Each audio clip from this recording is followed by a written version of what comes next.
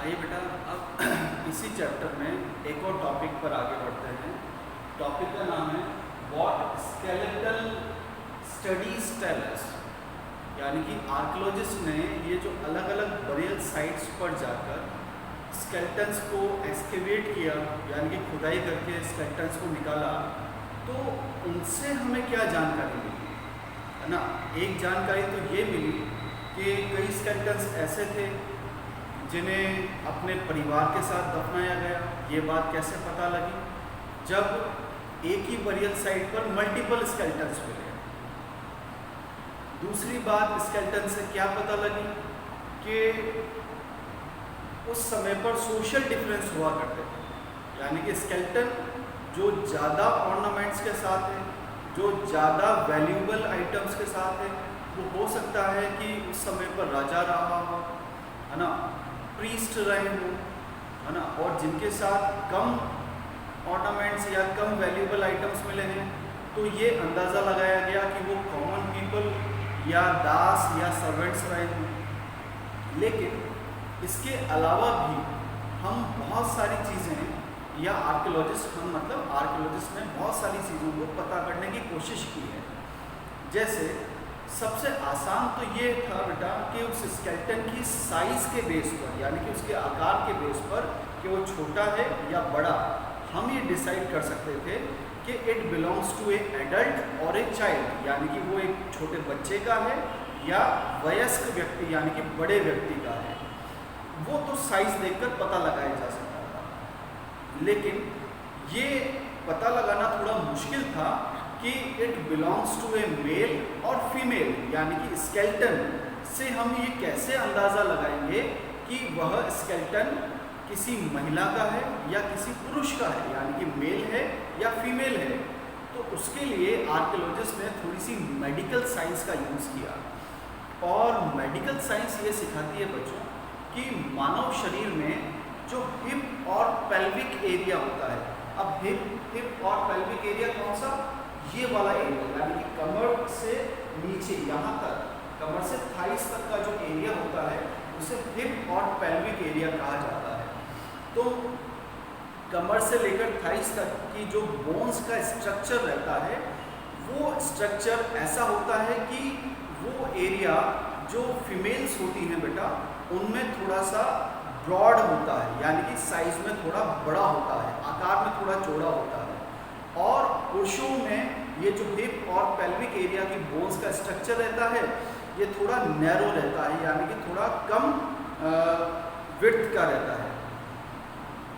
इसका रीज़न ये है बच्चों कि महिलाएं बच्चे को जन्म देती है, यानी कि एक न्यू बॉर्न बेबी को वो प्रेगनेंसी के दौरान, वो उसके बाद में वो एक बच्चे को जन्म देती है।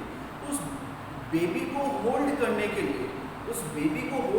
लिए, ये वाला जो एरिया होता है बेटा, ये फीमेल्स का थोड़ा सा नेचुरली, यानी कि बाय बर्थ ही ये थोड़ा सा ब्रॉड एरिया होता है, ताकि वो उस बेबी को होल्ड कर सके यहाँ पर। जिस वजह से अब इसी लॉजिक पर, इसी मेडिकल साइंस के लॉजिक पर आर्कियोलॉजिस्ट ने ये डिसाइड किया कि जिनका हिप और पेल्विक एरिया थोड़ा चौड़ा है, यानी कि थोड़ी बड़ी आकृति का है, वो डेफिनेटली फीमेल्स का है, और जो थोड़ा सा नैरो है, यानी कि थोड़ा सा सकड़ा है, वो डेफिनेटली मेल्स का है। इसीलिए हमें एक और बात हम इसमें कह सकते हैं कि अबाउट 2000 ईयर्स एगो, यानी कि लगभग 2000 वर्ष पहले, एक फेमस फिजिशियन एग्जिस्ट करते थे, यानी कि उस समय पर एक फेमस फिजिशियन हुआ करते थे। 2000 साल पहले की बात कर रहे हैं बेटा। अब फिजिशियन मतलब आज के टाइम में हम उन्हें डॉक्टर्स कहते हैं, लेकिन उस समय पर वह व्यक्ति जो कि लोगों का बीमारी में इलाज किया करते थे, यानी कि उन्हें रोगों से मुक्त किया करते थे, उसे फिजिशियन कहा जाता था। तो 2000 साल पहले एक बहुत फेमस फिजिशियन हुए, उनका नाम था बेटा चरक। क्या नाम था? चरक।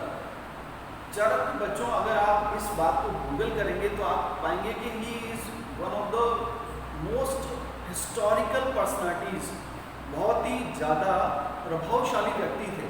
और इन्होंने एक मेडिसिन, यानी कि चिकित्सा पद्धति के ऊपर एक बुक भी लिखी, और उस बुक का नाम था चरक संहिता, चरक संहिता उनकी बुक का नाम था। ये बुक इन्होंने मेडिसिन पर ही लिख दी। अब आप इमेजिन करिए कि 2000 साल पहले ऐसे व्यक्ति, इतने मल्टी टैलेंटेड पर्सन्स भी थे जो न केवल फिजिशियन थे, और चरक के बारे में कहा जाता है बेटा कि he was master in surgery also, यानी कि जो भी शल्य क्रिया होती है, जो भी ऑपरेशंस होते हैं, चीर फाड़ वगैरह करना या इवन सर्जरीज करना, ऑपरेशंस करना, ये सारे कामों में भी इन्हें मास्टरी हासिल थी, चरक जो व्यक्ति थे। तो फिलहाल इनकी बुक की बात करते हैं। इन्होंने एक बहुत ही फेमस बुक लिखी मेडिसिन के ऊपर, चरक संहिता। इस बुक में इन्होंने एक बहुत फेमस बात कही, मतलब बहुत इंपॉर्टेंट बात कही। वो इंपॉर्टेंट बात ये थी कि पूरे मानव शरीर में जो हड्डियां होती हैं, यानी कि जो बोन्स होती हैं, उनका नंबर होता है बेटा 300 इनके अकॉर्डिंग। यानी कि ये इन्होंने 2000 ईयर्स एगो पहले ही ये बात कह दी थी। तो आप सोचिए कि how much talented brain he has, यानी कि चरक के पास कितना बुद्धिमान दिमाग रहा होगा कि उन्होंने 2000 साल पहले ही ये घोषणा कर दी कि मानव शरीर में 300 हड्डियां होती हैं। अब अगर हम इस बात को आज के प्रेजेंट टाइम की मॉडर्न मेडिकल साइंस से कंपेयर करें, तो आज मॉडर्न मेडिकल साइंस हमें सिखाती है कि मानव शरीर में 200 या 206 हड्डियां होती हैं। तो इसका रीज़न भी चरक ने उस टाइम पर ही दे दिया था। चरक ने कुछ एक्स्ट्रा हड्डियों को काउंट किया है जो आज की मॉडर्न मेडिकल साइंस काउंट नहीं करती है। जैसे चरक ने he counted teeth, joints and cartilages also, which were not counted in modern anatomy, which says women has around 206 bones। यानी कि चरक ने दांत जो होते हैं इन्हें भी काउंट किया था, और इसके अलावा जो जॉइंट्स होते हैं। अब बेटा जॉइंट क्या होता है, जैसे ये हाथ है तो एक ये पोर्शन और एक ये वाला पोर्शन, यानी कि एक हड्डी ये है और दूसरी हड्डी ये है, और इन दोनों हड्डियों को जॉइंट कौन कर रहा है, ये वाली, इसे कहा जाता है बेटा जॉइंट। तो उन्होंने जितने भी टीथ्स थे, जितने भी जॉइंट्स थे और जितने भी कार्टिलेजेस थे, उनको भी काउंट कर लिया था, जो आज की मॉडर्न एनाटॉमी यानी कि आज की मेडिकल साइंस कंसिडर नहीं करती है। वो बोन्स में इन्हें काउंट नहीं करती है, इसलिए उनका नंबर आता है 206 या 200, और चरक के अकॉर्डिंग बोन्स का नंबर है 300। तो ये कुछ एक टॉपिक था बच्चों, इंटरेस्टिंग सा, जो मैंने आपके साथ डिस्कस किया। I hope you all have understood this. Thank you so much.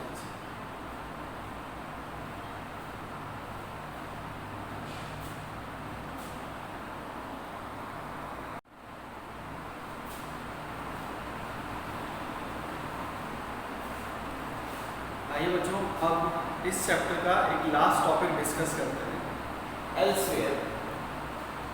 Elsewhere section में बेटा हमें चाइनीज सिविलाइजेशन के बारे में बात की गई। तो जिस समय पर इंडियन सिविलाइजेशन फल फूल रहा था, यानी कि फैल रहा था, सेम उसी टाइम पर चाइना में भी चाइनीज सिविलाइजेशन फ्लरिश यानी कि डेवलप हो रहा था। It means that Indian civilization and Chinese civilization both have same historical moments, यानी कि जितना पुराना इंडिया का हिस्ट्री है उतना ही लगभग अंदाज़न चाइना का हिस्टोरिकल पार्ट रहा है, यानी कि चाइनीज सिविलाइजेशन भी उतना ही पुराना कहा जाता है जितना इंडियन सिविलाइजेशन कहा जाता है। इसलिए पहले पॉइंट में कहा गया है कि Chinese civilisation was thriving at the same time. Thriving मतलब वो भी उसी समय पर डेवलप हो रहा था जिस समय पर इंडियन सिविलाइजेशन डेवलप हो रहा था। The second point is around 3500 years ago, यानी कि लगभग 3500 साल पहले आर्कियोलॉजिस्ट को ऐसे खूब सारे एविडेंस मिले हैं, है ना, चाइना के लिए राइटिंग्स के रूप में। जैसे इंडियन सिविलाइजेशन की राइटिंग्स क्या है, वेदास, मनुस्क्रिप्ट्स, ये इंडियन सिविलाइजेशन की राइटिंग्स हैं, जहाँ पर हम अलग अलग चीज़ों के बारे में स्टडी करते हैं। वेदास में क्या लिखा हुआ है, ऋग वेदा में क्या बात लिखी हुई है, ये पूरा चैप्टर पढ़ा थी हमने। ठीक ऐसे ही एविडेंसेस चाइना के बारे में आर्कियोलॉजिस्ट को मिले हैं, डिफरेंट राइटिंग्स मिली हैं जहाँ पर खूब सारे माइथोलॉजिकल यानी कि पौराणिक कहानियों के बारे में, उनके बारे में बताया गया है, जहाँ पर ड्रैगन्स की स्टोरीज़ को अच्छे से बताया गया है ना। आप देखते होंगे जब भी चाइना का नाम आता है तो एक एनिमल बहुत कॉमन रहता है वहाँ पर, ड्रैगन। तो ऐसे ड्रैगन के ऊपर खूब सारे इमेजेस, पिक्टोरियल जो कहानियाँ हैं, स्टोरीज़ हैं, वो उन राइटिंग्स में देखी गई हैं। तो ये सारी बातें चाइनीज सिविलाइजेशन के लिए हैं। एक थर्ड पॉइंट और आ रहा है कि इन राइटिंग्स में खास बात क्या है।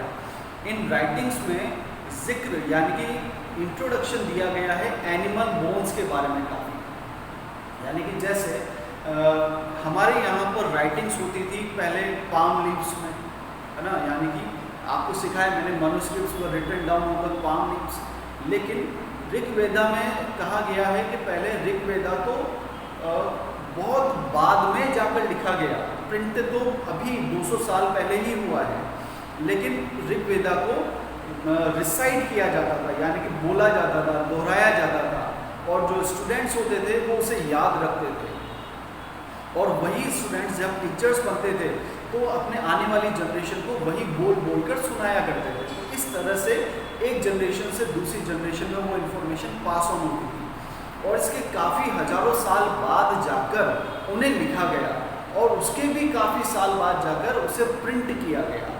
तो ये ऋग्वेदा का हिस्टोरिकल व्यू रहा है। लेकिन वहाँ पर जो राइटिंग्स हैं, चाइनीज सिविलाइजेशन की जो राइटिंग्स हैं, वो लिखी गई हैं ज़्यादातर एनिमल बोन्स के ऊपर, यानी कि आर्कियोलॉजिस्ट ने जब एक्सकेवेट किया उन साइट्स को, चाइना में जाकर एक्सकेवेट किया, तो उन्हें काफ़ी ज़्यादा एनिमल बोन्स के ऊपर कुछ लिखे हुए अक्षर या स्क्रिप्ट्स मिले, जिससे उन्होंने ये कंक्लूजन दिया कि Chinese people use animal bones to write, यानी कि वो जानवरों की हड्डियों का इस्तेमाल लिखने के लिए भी किया करते थे।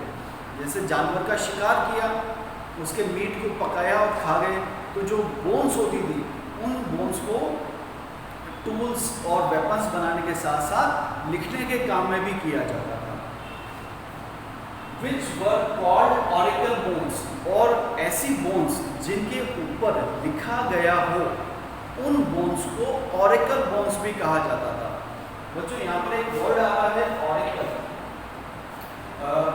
ऑरेकल वर्ड का मतलब होता है वह व्यक्ति जो कि जादू टोना वगैरह करते हैं, है ना, जो तंत्र मंत्र वगैरह किया करते हैं, ऐसे पर्सन्स को ऑरेकल कहा जाता है ना। तो ऑरेकल बोन्स का इस्तेमाल जो करते थे, यानी कि जो ऑरेकल व्यक्ति जिन बोन्स का इस्तेमाल करते थे, उन्हें ही ऑरेकल बोन्स नाम दे दिया गया, यानी कि उन्हीं एनिमल बोन्स को ऑरेकल व्यक्तियों के नाम के ऊपर ऑरेकल बोन्स नाम दे दिया गया। यानी कि ऑरेकल बोन कुछ अलग नहीं है, ऑरेकल बोन एक तरह से वो एनिमल की ही बोन है, लेकिन उन एनिमल बोन्स का इस्तेमाल ऑरेकल यानी कि वो तांत्रिक जादू टोना करने वाले व्यक्ति कर रहे थे, इसलिए उन बोन्स को ऑरेकल बोन्स के नाम से जाना जाने लगा। अब ऐसा कहा जाता है कि उन एनिमल बोन्स पर क्या लिखा जाता था, तो ऐसा माना गया है, आर्कियोलॉजिस्ट ने ऐसा हमें बताया है कि उन बोन्स पर जो उस समय के राजा हुआ करते थे, ये ऑरेकल्स को इनवाइट करते थे और इनसे कहा करते थे कि हमारे फ्यूचर के बारे में आप बताइए कि हमारे राज्य में क्या खुशहाली रहेगी, क्या प्रॉस्परस रहेगा, क्या सब लोग खुश रहेंगे, क्या हमारे बैटल्स में हमें विजय प्राप्त होगी, हमारी कितनी संतान होगी, हमारा कितना वंश चलेगा, हम कब तक रूल करेंगे। तो ऐसे बहुत सारे क्वेश्चंस उनके मन में होते थे जिन्हें वो ऑरेकल्स से पूछा करते थे। तो ऑरेकल्स क्या करते थे, उन क्वेश्चंस को उन बोन्स के ऊपर लिखा करते थे और उन बोन्स के ऊपर लिखने के बाद में उन बोन्स को आग में यानी कि अग्नि में डाल दिया करते थे। तो जब हम फायर में यानी कि आग में बोन को डालते हैं बेटा, तो बोन में क्रैक्स यानी कि वो हड्डी थोड़ी सी टूटने लगती है, उसमें क्रैक्स जनरेट होते हैं। तो फिर उसके बाद में उन बोन्स को निकाल लिया जाता था। जैसे ही उनमें क्रैक्स डेवलप होते थे, उन क्रैक्स उन बोन्स को फायर में से यानी कि आग में से निकाल लिया जाता था। और फिर ये ओरेकल लोग उन क्रैक्स को, उन बोन्स में डेवलप हुए क्रैक्स को स्टडी करके उन क्वेश्चंस का आंसर देने की कोशिश करते थे, या यूँ कहें फ्यूचर को प्रेडिक्ट करने की कोशिश करते थे, यानी कि भविष्य में क्या होने वाला है ये बताने की कोशिश करते थे। अब उनकी क्या कंसेप्ट था, किस तरह से वो क्रैक्स को स्टडी करते थे, ये उनकी थ्योरी है, हम उस वाले पार्ट पर नहीं जाएंगे। एक लास्ट पॉइंट इसमें आ रहा है, these Kings lived in palaces. हमने ऋग्वेदा में पढ़ा है बेटा कि जो ऋग्वेदा कहाँ के सिविलाइजेशन को बिलोंग करता है, इंडियन सिविलाइजेशन को, यानी कि यहाँ पर रहने वाले जो लोग थे, जो राजा थे, वो बड़े पैलेसेस में नहीं रहते थे, वो नॉर्मल जो हाउसेस होते थे वो ठीक वैसे उनके घर होते थे, और ना ही उनके पास में बहुत ज़्यादा कोई प्रॉपर्टी वगैरह या बड़ी आर्मी होती थी। लेकिन चाइनीज सिविलाइजेशन को बिलोंग करने वाले किंग्स के बारे में कहा गया है कि they lived in big palaces, beautiful palaces, काफ़ी ज़्यादा भव्य महल, बड़े बड़े महल हुआ करते थे उनके। एंड अमेज्ड, अमेज्ड वर्ड का मतलब होता है बेटा इकट्ठा करना, गैदर करना। They and amazed vast wealth, vast word का मतलब है बहुत ज़्यादा अमाउंट में वो लोग संपत्ति, हीरे जवाहरात, सोना चांदी, है ना, वैल्यूबल आइटम्स को इकट्ठा किया करते थे। तो ये फ़र्क है थोड़ा सा kings in the Chinese civilisation and the kings in Indian civilisation during Rigveda times, यानी कि ऋग्वेदा के समय के जो किंग्स थे और चाइनीज सिविलाइजेशन के समय के जो किंग्स थे, उन दोनों किंग्स में क्या डिफरेंस हुआ करता था। So this is the last topic in the chapter 5 of history. I hope आप सबको ये इंटरेस्टिंग लगा होगा, और I hope you all have understood this. Thank you so much.